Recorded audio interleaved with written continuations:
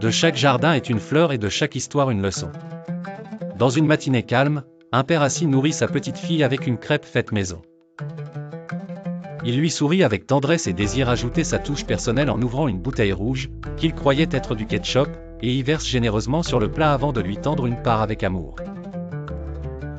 Mais la surprise. Dès que la petite met la bouchée dans sa bouche, elle commence à pleurer. Avec ses mains sur sa bouche et ses yeux écarquillés de terreur, elle ne dit pas un mot. Le père, irrité, crie en pensant qu'elle, pour jouer, arrête de faire semblant. La crêpe est toute froide. Mange-la maintenant ou je vais te punir. La petite, en proie à la peur, ravale sa douleur. Elle pleure en silence, et finit par avaler la crêpe, qui la brûle intérieurement, non pas à cause de sa chaleur, mais de l'extrême piment. Après que la petite s'endort d'épuisement et de pleurs, le père retourne remettre la bouteille dans le réfrigérateur. Pour découvrir la catastrophe.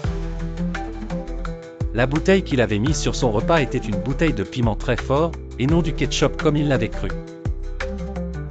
Le temps s'arrête un instant. Son cœur se serre, il court dans la chambre comme pris d'un soudain effroi, il la trouve endormie, le visage paisible, mais il n'oublie pas comment elle pleurait il y a peu. Il se rapproche d'elle, s'assoit à ses côtés, caresse ses cheveux et embrasse son front en disant « Pardonne-moi, ma petite.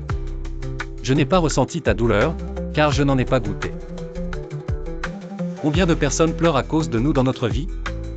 Combien de fois les avons-nous blessés, et avec froideur avons-nous dit « Tu exagères ». Nous les accusons de simuler, de mentir, de faire du drame, simplement parce que nous n'avons pas expérimenté leur douleur.